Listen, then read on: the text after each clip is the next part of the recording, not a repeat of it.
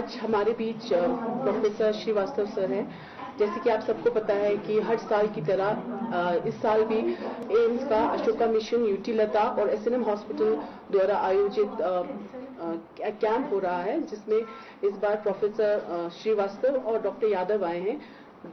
आज प्रोफेसर श्रीवास्तव, जो कि एक देश विख्यात प्लास्टिक सर्जन हैं, जो सफदरजंग हॉस्पिटल के बर्न्स और प्लास्टिक सर्जरी का यूनिट हेड है, वो हमारे साथ हमें प्लास्टिक सर्जरी और बर्न के बारे में कुछ बातें बताएंगे। सर, आपका स्वागत है। सर, आप इतने सालों का एक्सपीरियंस को आप कैसे हमारे श्रोताओं के बीच में रखना चाहेंगे? मैं 2013 से लद्दाख में, लेह में मरीजों की सेवा करने के लिए एम्स और एम्स के डॉक्टरों के साथ अशोका मिशन और लेह डिस्ट्रिक्ट हिल काउंसिल के सहयोग से डिस्ट्रिक्ट हॉस्पिटल में चलने वाले एक हफ्ते के मेडिकल कैंप में सहयोग देता आ रहा हूं। मेरी स्पेशलिटी प्लास्टिक सर्जरी है और मैं यहाँ पर प्लास्टिक सर्जरी के केसेस को, जो कि किसी भी कारणवश दिल्ली में जाना नहीं हो पाता उन्हें अपनी सेवाएं प्रदान करते हैं। सबको पता है, लगभग आपने 300 से 400 लद्दाखी मरीजों का लेह में ऑपरेशन किया हुआ है। इसके अलावा बहुत से लद्दाखी आपके पास दिल्ली भी जाते हैं। तो सर, सबसे पहले तो मैं ये प्रश्न रखना चाहूँगी, जैसे कि आपको पता है कि लद्दाख एक बहुत ठंडी जगह है और यहाँ विंटर्स में सब लोग बुखारी का इस्तेमाल करते हैं, जिसकी वजह से जलने के कारण बहुत सारे लोगों को लकड़ी के जलने की वजह से बहुत सारे एक्सीडेंट्स होते हैं। तो सर, अगर कोई बच्चा या कोई बड़ा आदमी जल जाता है तो उसे क्या करना चाहिए तुरंत, या क्या नहीं करना चाहिए?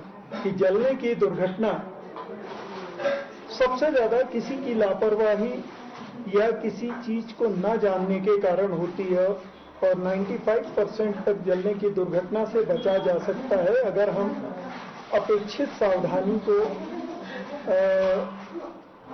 बरतें और उपयोग में लाएं। जो इंस्ट्रक्शंस, जो किसी चीज को इस्तेमाल करने की एक विशेष विधि बताई गई है, उस हिसाब से हमें करने पर जलने की दुर्घटना बहुत कुछ तक बचाई जा सकती है। लेकिन दुर्घटना कभी भी हो सकती है, और अगर कोई जल ही जाए तो सबसे पहले तो हमें उसको, जो आग का स्रोत है, सोर्स है, उससे दूर करना चाहिए। अगर बिजली से जला हुआ है तो मैं यह कहना चाहूंगा कि आप अपने को भी सुरक्षित रखें। अन्य किसी तरीके से भी आग लगी हुई है तो उससे भी अपने को सुरक्षित रखें। बिजली से जलने की दुर्घटना में मनुष्य के शरीर में या पीड़ित के शरीर में करंट दौड़ता रहता है, इसलिए किसी सूखी चीज से या किसी नॉन कंडक्टर जैसे प्लास्टिक की रॉड है, उससे किसी भी तरीके से उस मरीज को या तार को या उस बिजली के उपकरण को पहले उस जगह से दूर करें और उसके बाद ही उस मरीज को अपने हाथ से छुएं, क्योंकि आपकी भी सावधानी उतनी ही जरूरी है। इसके बाद अगर किसी के आग लगी है और फ्लेम्स आ रही हैं, आग की लपटें उठ रही हैं, तो किसी भी चीज से ढके नहीं, तुरंत जमीन पर लेटकर रोल कर जाएं, जिससे कि वह आग बुझ जाएगी। अगर आप किसी मोटी चीज से उसको ढक देंगे तो शरीर के अंदर गर्मी रहेगी और उस गर्मी से अंदर त्वचा के भीतर भी और गहरा घाव हो सकता है। वो टूथपेस्ट, स्याही और चीजें लगाते हैं, कुछ न लगाएं। पानी से अच्छी तरीके से धोएं, जिससे जलन कम हो जाएगी। बर्फ ना लगाएं और तुरंत किसी पास के अस्पताल में उपचार के लिए ले जाएं, खुद उपचार ना करें। प्लास्टिक और बर्न्स एक बहुत ही रिलेटेड विशेष स्पेशलिटी है। तो सर लोगों का प्लास्टिक सर्जरी को लेके बहुत अलग अलग धारणाएं हैं। कुछ लोगों को लगता है कि प्लास्टिक सर्जरी अमीर लोग करते हैं अपने खूबसूरती बढ़ाने के लिए, लेकिन हमारे लद्दाख में जो प्लास्टिक सर्जरी किया गया वो उन लोगों के ऊपर किया गया जिनकी शरीर जलना या चोट लगने के कारण जिनको हाथ पैर अकड़ गए या सुकड़ गए हैं और जो अपने हाथ पैर को अच्छे से नहीं चला पा रहे हैं।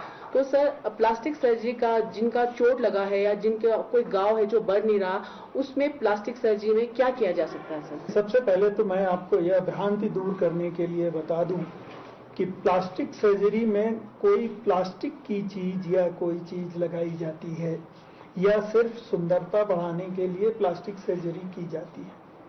प्लास्टिक वर्ड एक ग्रीक शब्द प्लास्टी से बना है। प्लास्टी मतलब किसी भी वस्तु को, चीज को बनाना। तो प्लास्टिक सर्जन किसी भी चीज को जो अंग भंग हो गया है या जन्मजात ठीक से नहीं बन पाया है या चोट लगने के कारण कोई डिफेक्ट आ गया है या जलने से कोई विकृति आ गई है, इन सब को ठीक करने की क्षमता रखता है और उसके लिए वो ट्रेन किया जाता है। और प्लास्टिक सर्जरी में बहुत से पार्ट हैं, जिसमें से कि एस्थेटिक सर्जरी या कॉस्मेटिक सर्जरी, जिसको आप यह कहते हैं कि सुंदरता बढ़ाने के या कुछ मनुष्य को जिस चीज से संतोषजनक परिणाम नहीं मिल रहा है अपनी शक्ल से, अपने किसी अंग से, उसको कुछ ठीक करने का प्रयास किया जाता है। लेकिन और भी विभाग हैं, जैसे कि हम किसी भी चीज को एक जगह से दूसरे जगह पर कोई ऊतक ले जाते हैं और उसको नसों को माइक्रोवेस्कुलर सर्जरी से जोड़ते हैं। हम रिकंस्ट्रक्टिव सर्जरी करते हैं जिस वक्त शरीर का कोई अंग किसी तरीके से डिफॉर्म हो जाता है, विकृत हो जाता है। इसी तरीके से जलने से हुई दुर्घटना का उपचार भी प्लास्टिक सर्जरी का एक पार्ट है। तो विभिन्न विभाग प्लास्टिक सर्जरी के अंदर आते हैं। छोटे बच्चों के ऊपर ऑपरेशन किया जाता है जिनका होंठ या तालू कटा हुआ होता है, तो वैसे आपने यहाँ लद्दाख में कम से कम अब तक 200 बच्चों तक का हमने उपचार किया है। सर अगर कोई माता पिता का बच्चा पैदा होते समय उनका होंठ या तालू कटा हुआ हो तो उनको आप क्या संदेश देना चाहेंगे? वो घबराएं नहीं, परेशान नहीं हो कि ऐसा कैसे हो गया और उसके लिए किसी को दोष न दें। कभी माँ बाप अपने को दोष देते हैं, कभी घर वालों को दोष देते हैं या बच्चे के ऊपर ही प्रताड़ना करना शुरू कर देते हैं कि यह विकृत के साथ पैदा हुआ है। उन्हें सबसे पहले यह बताना चाहिए कि यह पूरी तरह से ठीक हो जाएगा, बच्चा बिल्कुल नॉर्मल हो जाएगा, बात कर सकता है। यह सारी विकृतियां जन्मजात होती हैं, आनुवांशिक भी होती हैं, इसलिए उन्हें यह भी बताना पड़ेगा कि भविष्य में कभी भी शादी ब्याह या और कोई चीज बच्चा पैदा करने से पहले इसका भी ध्यान रखें कि उसे भी ऐसा हो सकता है। और अलग अलग उम्र और बच्चे के शरीर के बढ़ने के हिसाब से इन सब चीजों का ऑपरेशन किया जाता है। और अभी तक यह देखा गया है कि यह सारे ऑपरेशंस बिल्कुल सफल होते हैं और जो बच्चा है वो आगे चलकर बिल्कुल साधारण सामान्य जीवन व्यतीत करता है। आपके माता पिता में से एक को अगर तालू कटा है या उनके होंठ कटे हुए हैं, तो अगर उनसे शादी हो तो उनका बच्चा भी वैसा ही पैदा होगा, ये बात कहाँ तक सच है सर? मैंने जैसा बताया कि यह विकृतियां आनुवांशिक होती हैं। अगर माता पिता के में से किसी एक को या उनके घर में किसी को जो सगे संबंधी हैं, समझ लीजिए जैसे लड़के के माँ बाप या उनके चाचा सगे या दादा दादी में से भी किसी को अगर इस तरह का कोई विकृति हुई है तो 4 से 5% तक चांसेस होते हैं कि बच्चे में ऐसी विकृति हो। लेकिन अगर माता पिता खुद किसी तरीके से विकृत के शिकार हैं तो चांसेस बढ़ जाते हैं, और अगर माता पिता दोनों को विकार है तो चांसेस और ज्यादा बढ़ जाते हैं। एक और जो धारणा है यहाँ पे कि अगर आपके अंग अगर किसी कारणवश, चाहे वो एक्सीडेंट से हुआ हो या जलने की वजह से हुआ हो, उसका लोग यहाँ पर ये धारणा लेके बैठते हैं कि अब जो हो गया सो हो गया। अगर आपको चलने में दिक्कत आ रही है या घाव है जो बढ़ नहीं रहा, तो उसका लोग ये सोचते हैं कि ये हमारे पुराने जन्मों के कर्म की वजह से है, अब इसका कुछ और इलाज नहीं हो सकता। तो अगर किसी का अंग शरीर का कोई भाग जलने की वजह से या किसी चोट की वजह से अगर डिफॉर्म हो गया या अकड़ गया हो, तो सब उसको कितने हद तक ठीक किया जा सकता है और उसका जो भविष्य का जो जीवन व्यापन करेंगे उसमें कितना सुधार हो सकता है। कोई भी डिफेक्ट या डिफॉर्मिटी कितनी ज्यादा है, एक हद तक 100% उसको सुधारा जा सकता है, नहीं तो हम ये कोशिश करते हैं कि काम करने के लायक वह अंग हो जाए। मैं इस पे एक उदाहरण देना चाहूंगा, यहीं लेह का एक आदमी पैर में चोट लगने के बाद भीख मांगना शुरू कर दिया था उसने आपकी मार्केट में, और उस आदमी को जब मेरे पास लाया गया और मैंने उसका उपचार किया, 3 साल बाद वो आदमी टैक्सी चला रहा था और ड्राइविंग सीखने के बाद में उसने अपनी खुद की टैक्सियां चलानी शुरू। तो यह देखकर बड़ी खुशी होती है कि आदमी आत्मनिर्भर हो गया और बिल्कुल सामान्य जिंदगी जी रहा है।